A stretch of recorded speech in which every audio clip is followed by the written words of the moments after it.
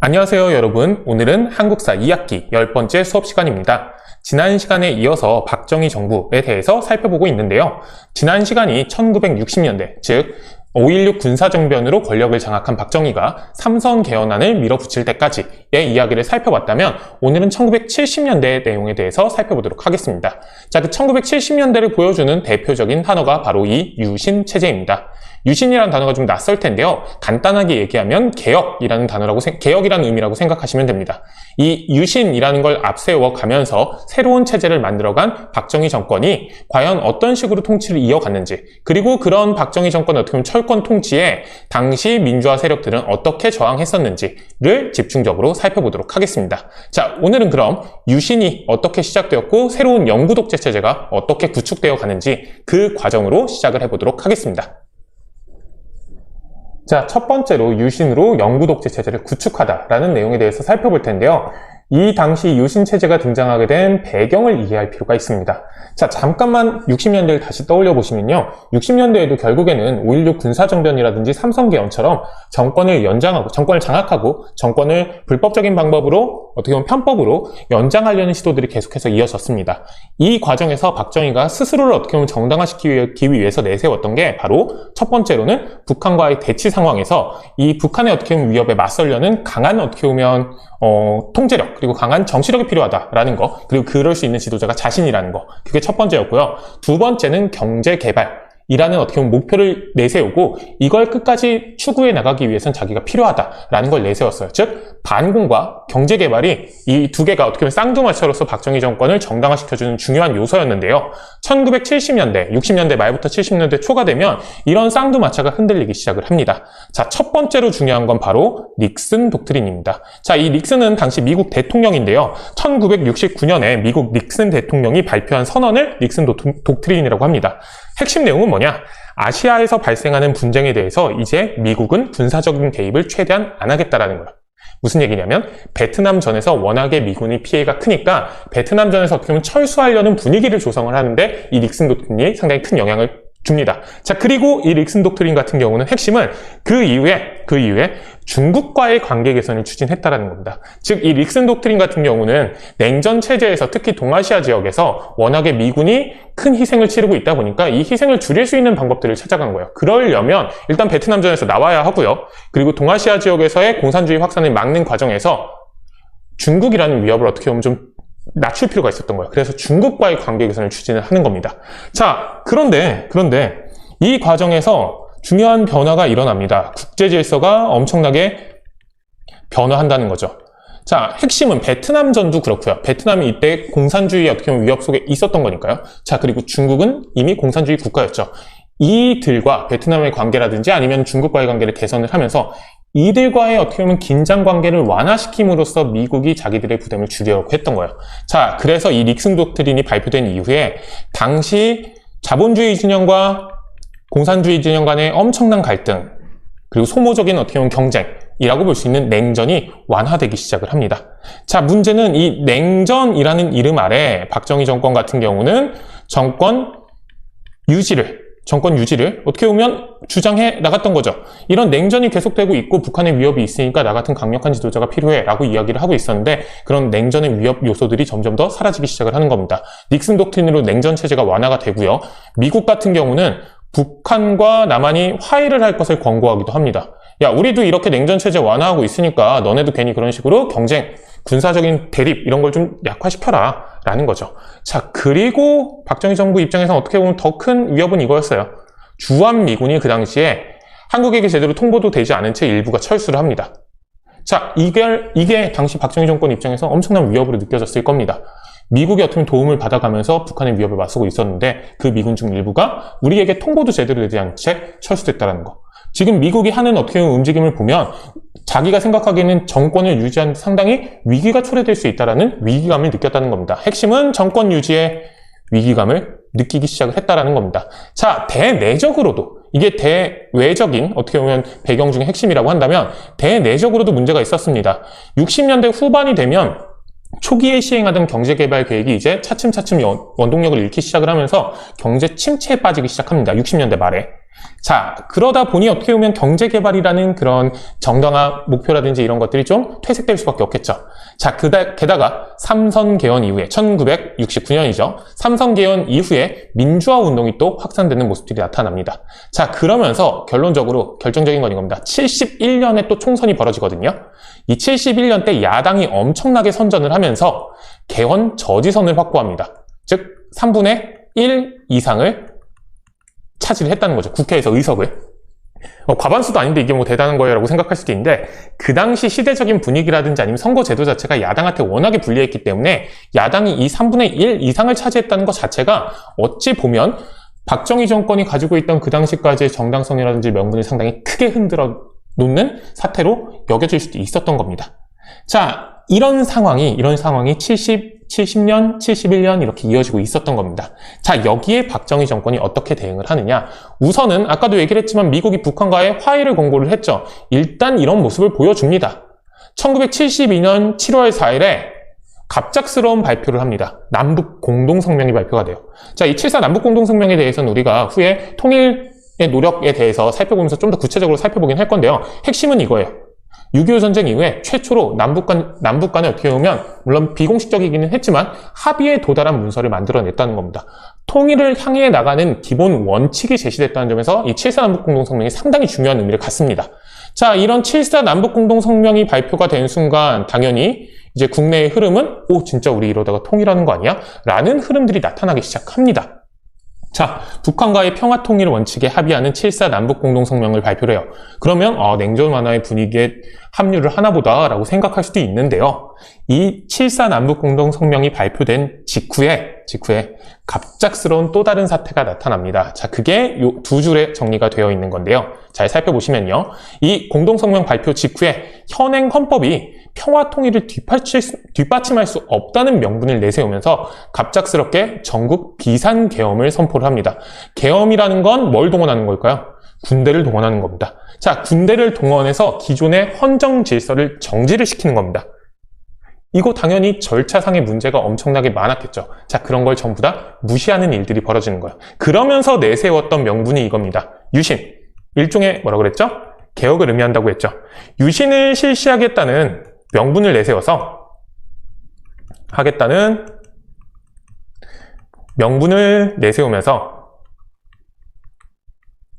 전국 비상계엄을 선포를 하고 곧이어서 각종 비상조치를 이어나갔던 겁니다. 헌법을 정지시키고요. 국회를 해산시키고요.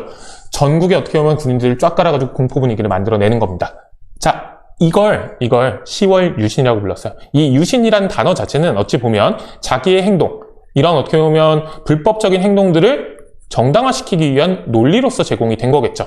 자, 그래서 이런 그 당시의 조치를 친위 쿠데타를 벌였다라고 표현하기도 해요. 쿠데타라는 건 군사정변이죠. 군사력을 동원해서 기존의 정권을 무너뜨리고 권력을 장악하는 건데요. 박정희 같은 경우는 이 시기에 있었던 행동들은 권력이 뒤바뀌는 건 아니잖아요. 친위라는 건 스스로를 지킨다는 뜻이에요. 친위 쿠데타, 스스로를 지키는 쿠데타를 벌여서 권력을 연장하려고 했다라는 거죠. 그런 의미가 있다는 겁니다. 이 당시에 행동들이. 그걸 기본적으로 우리가 여기 나오는 10월 유신이라고 불러요. 이 일련의 상황들을. 자, 일련의 상황들 다시 한번 살펴보면요. 국회를 해산시키고 기존의 헌법을 정지시킨다고 했죠. 자, 그리고 새로운 헌법을 행정부 차원에서 작성을 해서 비상국무회의에서 의결하고 공고합니다. 그리고 이걸 국민투표를 통해서 통과를 시키죠. 자, 이렇게 해서 새로운 헌법의 등장을 확인하게 되는 겁니다. 그 헌법을 우리가 일반적으로 뭐라고 부른다? 유신 헌법이라고 부릅니다. 교과서 250쪽에 구체적인 내용들은 나와 있고요. 이 유신 헌법의 핵심적인 목표는 뭐냐? 대통령의 권한을 최대한 강화시켜서 대통령이 계속해서 권력을 행사할 수 있고, 그 다음에 종신 집권 체제를 만들어 나가려는 겁니다. 자, 구체적인 내용들까지 우리가 좀 살펴보면요. 핵심은 대통령과 관련된 이야기들이 있습니다. 우선 대통령 선출 방식이 간접 선거로 바뀌게 됩니다. 자, 잘 생각을 해보실 건요. 직접 선거와 간접 선거의 가장 큰 차이점은 국민들이 직접 뽑느냐 아니면은 한 번을 거쳐가느냐죠. 자, 한 번을 거쳐가게 만드는데요. 그 거쳐가는 기구를 새롭게 만듭니다. 그게 바로 통일주체국민회의예요. 통일이라는 단어가 들어갔다는 건 이 유신헌법을 어떻게 보면 내세우면서 유신체제를 만들어가는 과정에서 평화통일이라는 명분을 내세웠잖아요. 그걸 준비하는 기관으로서 통일주체국민회의라는 걸 별도의 헌법기관을 따로 편성을 하는 겁니다. 자, 그리고 이 통일주체국민회의에 참석한 사람들이 뭘 뽑는 걸까요? 대통령을 뽑도록 하는 간접선거 선출을 하게 됩니다. 자, 근데 알아둘 거. 이 통일주체국민회의의 의장이 있을 거 아니에요? 이 의장이 대통령입니다. 그러니까 사실상 대통령이 장악한 기구예요. 이 통일주체국민회의는. 근데 그 대통령이 장악한 기구에서 간접선거로 이 대통령을 뽑는 겁니다. 자, 그러다 보니까 이 당시에 득표율 대략 99% 정도가 됩니다. 그러니까 사실상의 만장일치로 대통령에 선출이 되는 거죠. 누가? 박정희가. 자, 그리고 또 알아둘 건 이 통일주체국민회의도 그럼 이 통일주체국민회의의 의원들을 또 뽑게 될 거 아니에요? 이 의원들의 조건이 뭐였냐? 기존의 정치를 참여하지 않았던 사람이어야 합니다. 즉, 어떻게 보면 그 이전에 정치적인 활동을 하지 않았던 인물들을 참여시키겠다는 명분인데요. 신의를 참여시키겠다는 명분인데, 이거 사실 어떤 속내가 있는 거냐면, 결국에는 그 당시에 이런 독재 정치라든지 아니면 정권 연장의 야욕을 보이고 있는 이런 움직임에 반대 목소리를 내는 야당이라든지 제약 세력들이 이 통일주체국민회의에 들어오지 못하도록 하려고 했던 겁니다. 자, 그런 어떻게 보면 완전한 안전장치를 만들어 놓고 여기서 간접선거를 하겠다는 거예요. 자, 그러니까 당연히 이런 99%라는 말도 안 되는 찬성률, 득표율을 받고 대통령이 당선될 수 있었던 거겠죠. 누가? 박정희가. 자, 그럼 그 임기는 어떠냐? 6년입니다. 일단 늘었죠. 기존에 4년에서 6년을 느는데요. 더 중요한 건 이겁니다. 중임 횟수 제한은 폐지합니다. 그러니까 끝까지 할 수 있는 거예요. 계속 나오면 계속 대통령으로 선출될 수 있는 겁니다. 3선, 4선 뭐 이런 게 아니라요. 그냥 끝까지 이런 제한 없이 계속해서 나올 수 있게 만드는 거죠. 완전한 종신 독재를 이루겠다는 어떻게 보면 목표가 가득 담겨있는 헌법이라고 볼 수 있습니다. 자, 그럼 그렇게 뽑힌 대통령의 권한은 어땠느냐? 자, 어마무시합니다. 삼권 분립. 그런 거 존재하지 않아요. 완전히 무력화됩니다. 국회의원의 3분의 1을 누가 추천할 수 있다? 대통령이 추천할 수 있습니다. 자, 그리고 이 추천된 국회의원을 또 어디서 승인을 하느냐? 통일주체국민회의에서 승인을 합니다. 그것도 개별로 한 명 한 명씩 승인하는 게 아니라 전체 3분의 1 추천했잖아요. 이 전체 인원에 대해서 찬성하는지 반대하는지를 물어보는 투표를 해요. 당연히 통과되죠. 3분의 1을 사실상 여기서 추천이라고 얘기를 했지만 사실상 뭐 하는 거일 거야? 사실상 임명할 수 있게 되는 겁니다. 누가? 대통령이. 완전히 삼권분립이라는 건 완전히 무력화되는 거죠. 자, 게다가 거기다가 또 혹시라도 모르잖아요. 국회를 해산시킬 수 있는 권한도 있어요. 3분의 1을 대통령 사람으로 꽂아 놓더라도 3분의 2가 대통령 사람이 아닐 수도 있는 거잖아요. 그럼 국회를 해산시키면 돼요. 자, 국회가 사실상 어찌 보면 대통령의 손아귀 안에 떨어지게 되는 거죠. 게다가 사법부, 법관의 인사권까지 대통령이 완전히 장악합니다. 행정, 입법, 사법을 완전히 장악한 거고요. 자, 여기서 요거 꼭 기억해 주셔야 됩니다. 왜 하필 3분의 1일까? 3분의 1. 뭘 막을 수 있을까요? 헌법의 개정을 막을 수 있는 인원이죠. 그러니까 잘 생각을 해보시면요. 3분의 1 딱 차지하고 있으면 3분의 2를 넘어설 수가 없잖아요. 3분의 2 이상의 찬성이 있어야지 일반적으로 개헌이 가능합니다. 개헌을 막겠다는 거예요, 이거. 유신헌법을 끝까지 쭉 밀고 가겠다는 겁니다. 이런 의도도 담겨 있다는 거 좀 기억을 해주시면 되고요. 자, 그리고 중요한 거, 긴급조치권을 대통령에게 부여합니다. 이 긴급조치권이라는 건 뭐냐면 국가 비상사태가 벌어졌을 때 대통령의 명령으로 법률을 대신할 수 있다는 겁니다. 즉, 국회가 있기는 하지만 국회에서 법을 통과시키는 절차 필요 없이 그냥 대통령의 명령으로 모든 것들이 이루어질 수 있다는 것, 초헌법적인 권리를 부여를 하는 건데요. 심지어는 이걸 통해서 국민의 기본권을 제한할 수도 있었습니다. 대통령의 명령임에도 불구하고 법률보다도 어떻게 보면 훨씬 더 강한 힘을 가졌던 거죠. 이게 그 당시에 바로 대통령입니다. 완벽한 종신 독재 체제가 갖춰지는 거겠죠. 자, 완전히 헌법의 체제가 바뀌었죠. 자, 그래서 이때부터를 앞선 시기와 또 구분을 해서 제4공화국이라고 부르는데요. 이 제4공화국의 별명이 있습니다. 뭐냐? 겨울공화국이에요. 즉, 민주주의라는 어떻게 보면 체제 자체가 뭐처럼 꽁꽁 얼어붙었다는 걸까요? 겨울처럼 꽁꽁 얼어붙었다는 거겠죠. 이 제4공화국 체제, 즉 유신체제에 대해서 우리가 어떤 과정을 거쳐서 형성이 됐는지, 그리고 그 당시에 대통령이 어떤 권한을 가졌는지 좀 정리를 해봤는데요. 자, 여기에 대해서 박정희 정부 같은 경우는 이런 식으로 정당화를 시킵니다. 한국적 민주주의다. 이 유신헌법이라는 건 서양식의 민주주의가 아니라 우리 고유의 어떻게 보면 전통을 담고 있는 한국적 민주주의다라는 이름으로 뭘 정당화시킨다고요? 유신체제를 정당화시켰습니다. 자, 사실 근데 말이 좋아 한국적 민족주의지 결국에는 뭘 하겠다는 걸까요? 종신 독재체제를 구축하겠다라는 데 초점이 맞춰져 있었던 거죠.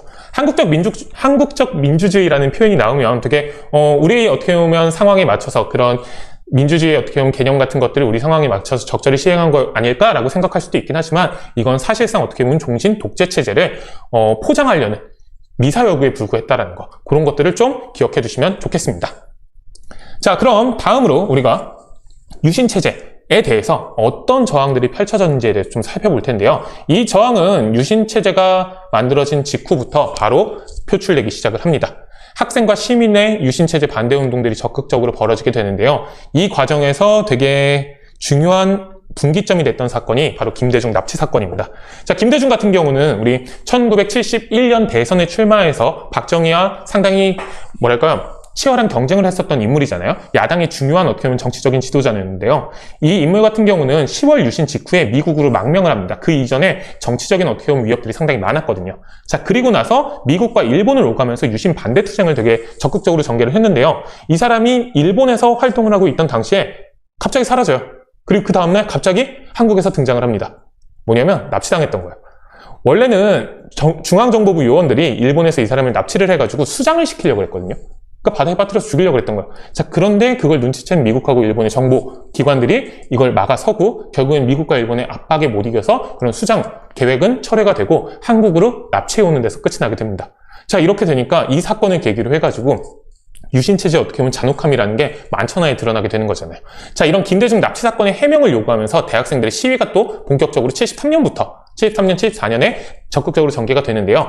이런 흐름 속에서 좀 더 어떻게 보면 조직적인 활동들이 펼쳐집니다. 그게 바로 장준하나 백기환 같은 인물들이 추진한 개헌청원 100만인 서명운동입니다.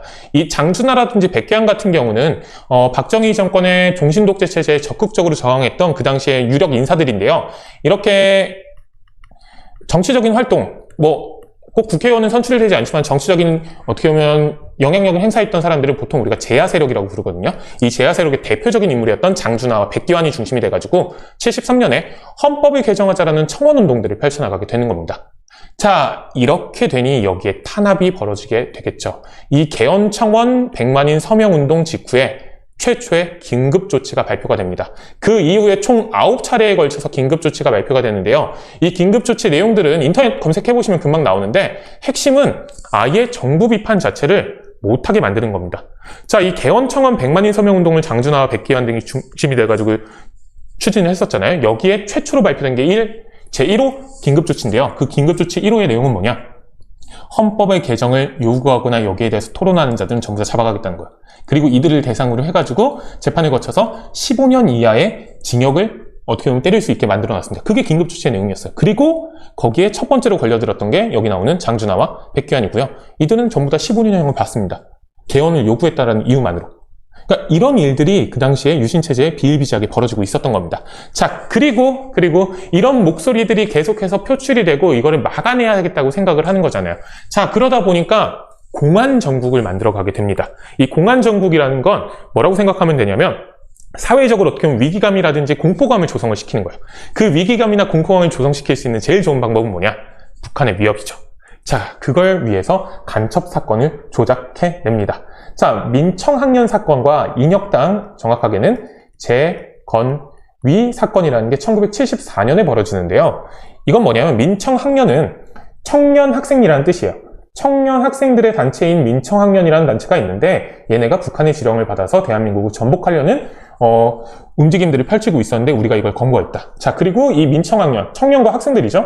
이 청년과 학생 뒤에 누가 있는지 봤더니 60년대에 우리 인혁당 사건이 있다고 했죠. 인민혁명당 사건. 그 인민혁명당을 다시 세우려는 위원회가 있었는데 이 인민혁명당 재건이라는 게 이 민청학년 뒤를 봐주는 조직이더라.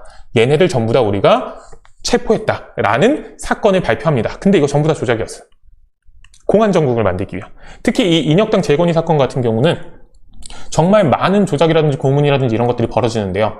결국엔 최종적으로 대법원에서 사형 판결을 받는 사람들이 많아집니다. 자, 그런데 이 사형 판결을 받고 난 직후에 바로 다음 날에 이 사형이 집행돼요.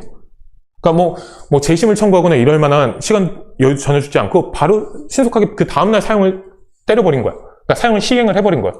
그러니까 그만큼 그 당시에 어떻게 보면 폭압적인 정치가 심했다라는 걸 보여주는 가장 대표적인 사건입니다. 인혁당 재건이 사건. 요거는 좀 기억을 해두실 필요가 있고요. 다양한 아마 요 인혁당 재건이 사건 관련해가지고는 다양한 이야기들이 뭐 유튜브라든지 인터넷에 확인해 볼 수 있는 내용이 있는데요. 이 인혁당 재건이 사건이라든지 민청학령 같은 경우는 최종적으로는 결국 재심에 들어가서 무죄 판결을 전부 다 받았다라는 거는 좀 기억을 해주셨으면 좋겠습니다. 이런 조작 사건들이 비일비재하게 벌어졌던 겁니다. 자, 그럼에도 불구하고 꾸준히 저항들은 이어지고요. 그 저항의 어떻게 보면 목소리가 더욱더 커지기 시작을 합니다. 천주교 정의구현 전국 사재단이 조직이 돼서 신부님들이죠. 신부님들이 중심이 돼가지고 민주화 운동에 어떻게 보면 도움을 주고 적극적으로 나서는 활동들을 하게 되고요. 언론자유 수호투쟁이라는 게 이제 각 언론사에서 진행이 됩니다. 언론사의 압박이 워낙에 많이 들어오다 보니까 우리가 하고 싶은 말을 할 수 있게 해달라라는 수호투쟁 같은 것도 전개가 되는 거죠. 자, 그리고 76년에는 3.1절, 이 3.1절을 어떻게 보면 기회로 삼아서 민주구국 선언이라는 게 발표가 되는데요. 유신체제를 비판하고요. 한 걸음 더 나갑니다. 박정희 정권에 뭘 요구한다? 퇴진을 요구할 정도로 강한 목소리를 내기 시작을 하는 겁니다. 언제부터? 76년부터. 자, 70년대 내내 그러니까 이런 저항들은 꾸준히 이어지고 있었던 겁니다. 저항이 계속되고 있었고요. 이 저항에 대해서 엄청난 탄압이 또 벌어지고 있었는데요. 이 탄압에 가장 잘 활용됐던 게 긴급조치권이라는 거. 요거까지만 또 좀 기억을 해주시면 되겠습니다. 자, 결국에는 이렇게 위태롭게 유지되던 유신체제가 마침내는 붕괴하게 됩니다. 1979년의 일인데요. 자, 살펴보시면요. 배경은 60년대 말과 비슷해요. 정부에 대한 불만이 계속해서 고조되고 있었습니다. 이런 어떻게 보면 민주화 운동 같은 것들을 계속해서 탄압해가는 과정에서 당연히 불만이 생길 수밖에 없잖아요.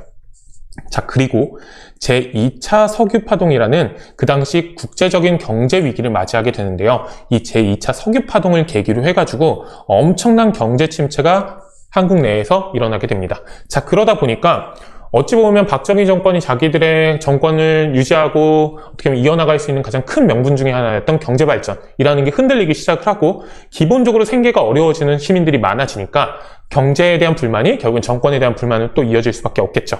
자, 그런 게 어디에 표출이 되냐? 1978년에 국회의원 선거가 있었어요. 여기서 야당이 꽤나 큰 선전을 합니다. 그러니까 생각지도 못하게 야당이 꽤 많은 의석들을 차지해요. 뭐 과반수를 차지했다, 3분의 1을 차지했다 이런 거는 아니기는 하지만 엄청나게 많은 의석을 차지를 하게 됩니다. 자, 그리고 국제적인 여론도 점점 더 악화되기 시작을 하죠. 그러니까 이 70년대가 되면 박정희 정권하고 미국하고의 관계도 그렇게 좋지가 않습니다. 기본적으로 이 유신체제가 등장할 수 있었던 배경이라는 게 미국이 냉전의 완화에 어떻게 보면 한 걸음 더 나아가면서잖아요. 그러다 보니까 그때부터 어떻게 보면 한국 정부랑 미국 정부가 상당히 삐걱삐걱 했는데요. 이 유신체제가 구축되는 과정에서 미국 정부가 엄청나게 큰 압박을 가하기도 했습니다. 미국 입장에선 자기들이 어떻게 보면 보호해주는 세력 중에 하나인 한국, 그러니까 자본주의 자유민주주의 진영이라는 한국, 특히 북한과 지금 당장 공산주의 진영과 당장 대치하고 있는 그 한국이 사실상의 독재국가가 되는 거잖아요. 사실상이 아니죠. 독재국가가 되는 거죠. 그러니까 거기에 대해서 국내의 비판이 상당히 많았어요. 한국을 우리가 한국을 우리가 지원을 해주고 어떻게 보면 보호를 해줘야 되느냐 라는 거에 대해서 국내적인 비판들이 상당히 많았거든요. 그러다 보니까 정부 차원에서 그거에 대한 삐걱거리는 모습들이 되게 많았어요. 그런 것들이 더욱더 70년대 후반이 되면 될수록 커져갔던 거죠. 이런 게 배경이 됩니다. 즉 유신체제라는 게 점점 더 정당성을 잃어간다는 게, 원래도 뭐 정당성이 부족한 정권이긴 했지만 그 정당성이 점점 더 힘을 잃어가는 모습들이 나타나기 시작을 하는 거죠. 자, 그러면서 다양한 사건들이 벌어지는데요. 그 과정에서 중요하게 생각할 게 여기 나오는 YH 무역 사건입니다. 자, 이 YH 무역 사건과 관련해서는 여기 정리가 되어 있으니까 보시면 되는데요. 자, YH 무역 사건에 선생님이 A라고 표시를 해놨죠. 이 A에 해당하는 부분이 요겁니다. 자, YH 무역 사건이란 건 뭐냐면 결국에는 YH 무역이라는 회사에 속해 있던 여공들이 파업을 벌인 거예요. 근데 이 무역노조 노동자들이 파업을 벌이다가 결국에는 파업이 너무 힘들어지니까 자기들 도와줄 수 있을 법한 야당, 식민당 당사에 찾아와서 회사의 정상화와 노동자의 생존권 보장을 요구하면서 계속 농성을 이어갔습니다. 자, 그런데 여기에 이 파업 참여하는 노조, 어떻게 보면 시위를 해산하기 위해서, 강제 해산하기 위해서 경찰들이 들이닥치는 겁니다. 시민등 강사에. 그래도 어떻게 보면 그 당시 제일 힘이 있는 야당 당사인데 이건 싹 무시해버리고 경찰이 여기를 밀고 들어와가지고 강제 해산시키는 거야. 근데 그 과정에서 한 여공이 추락사하는 일이 벌어집니다. 당연히 여기에 대해서 엄청나게 많은 비난들이 나타나게 되겠죠. 자, 그리고 그 당시 이 신민당의 총재가 누구였냐면 김영삼이었는데요. 그러니까 당장 이 YH 무역노조 노동자들이 어떻게 보면 시위를 적극적으로 지원해줬던 인물인데 자기들 당사에서 이게 완전히 해산되고 그 과정에서 한 사람이 죽는 사건까지 벌어지는 거잖아요. 그러니까 이 김영삼이 그 당시 국회의원이었는데 국회의원으로서 국회에 나가가지고 여기에 대해서 엄청나게 강력한 비판을 합니다. 그리고 박정희 정부 그리고 박정희 개인에 대해서도 엄청나게 큰 비판을 하고요. 그리고 외국 언론과도 상당히 많은 인터뷰를 하면서 비판의 목소리를 키워나가거든요. 자, 이렇게 되자 여당 의원들과 그리고 그 국회의원 3분의 1 추천받아가지고 국회의원 된 사람들이 있을 거 아니에요? 그 사람들이 똘똘 뭉쳐가지고 이 김영삼을 국회의원에서 제명해버립니다. 쫓아내는 거예요. 그러니까 이런 일이 벌어집니다. 대통령을 비판했다는 이유로 국회의원을, 그것도 한 당의 총재를 그냥 쫓아내는 일이 벌어지는 겁니다. 자, 이렇게 되자 그 당시 전국이 엄청나게 소용돌이치게 되겠죠. 자, 그 과정에서 특히 부산과 마산 지역이 엄청나게 큰 목소리를 냅니다. 왜냐하면 이 부산과 마산이 김영삼의 어떻게 보면 정치적인 배경이었다고 생각을 하면 돼요. 김영삼의 어떻게 보면 정치적인 고향이었겠죠. 이 부산과 마산의 시민들이 이런 일련의 사태에 비난의 목소리를 내면서 대규모 시위를 벌이기 시작을 하는 거죠. 자, 그게 바로 부산, 마산, 부마민주항쟁인데요. 이 부마민주항쟁이 워낙에 규모가 컸기 때문에 결국에는 위수령을 실시해서 군대를 동원해가지고 그 지역의 치안을 유지를 시키는데요. 이 부마민주항쟁이 그럼에도 불구하고 제대로 진압이 되지 않습니다. 자, 결국에는 이 부마민주항쟁을 어떻게 진압할 건지 그 대책을 둘러싸고 어떻게 보면 강경파와 온건파가 생기게 되고요. 정권 내부에서 이런 대립들이 엄청나게 치열하게 벌어지는데요. 그 과정에서 강경파와 온건파가 계속 충돌을 하게 되는데 그 과정에서 12.6 사태가 벌어집니다.